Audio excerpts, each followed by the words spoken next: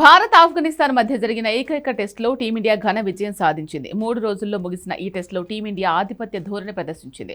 ఆరంభం నుంచి ఏకపక్షంగా సాగిన ఈ టెస్టులో టీమిండియా ఇన్నింగ్స్ 300 పరుగుల తేడాతో ఘన విజయం సాధించింది. ముల్లాన్పూర్ వేదికగా జరిగిన ఈ టెస్టులో 3వ రోజు ఆఫ్ఘనిస్తాన్ 2 సార్లు ఆలౌట్ అయింది. తొలి ఇన్నింగ్స్లో 113 రన్స్తో 3వ రోజు ఆట మొదలుపెట్టిన ఆఫ్ఘనిస్తాన్ మొదటి సెషన్లోనే 152 పరుగులకి ఆలౌట్ అయింది.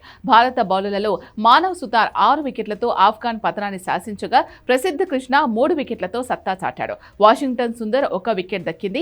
భారత్కు 412 పరుగుల భారీ ఆధిక్యం దక్కింది. ఫాలో ఆన్ ప్రారంభించిన ఆఫ్ఘనిస్తాన్ లంచ్ బ్రేక్ కి ముందు ఎలాంటి వికెట్లు కోల్పోలేదు. లంచ్ బ్రేక్ తర్వాత టీమిండియా పేసర్ మహమ్మద్ సిరాజ్ తొలి వికెట్ తీసుకోగా ఆ తర్వాత వాషింగ్టన్ సుందర్ ఆఫ్ఘనిస్తాన్ బ్యాటర్లను పెవిలియన్ కు క్యూ కట్టించాడు. ఓపెనర్ సెడికుల్లా ఆటల్ క్రీజులో ఉన్నంతసేపు కొంచెం పోరాడినా ఆఫ్ఘనిస్తాన్ ఆ తర్వాత నుంచి కుప్పకొలింది. దాంతో 3వ రోజు ఆట మిగిలుండగానే ఆఫ్ఘనిస్తాన్ కేవలం 112 పరుగులకే ఆల్అౌట్ అయింది. ఆఫ్ఘనిస్తాన్ బ్యాటర్లలో సెడికుల్లా అటల్ 42, రహమానుల్లా గుర్బాజ్ 24, రహమత్ షా 13 పరుగులు చేయగా మిగతా అందరూ సింగిల్ డిజిట్ కే పెవిలియన్ బాట పట్టారు.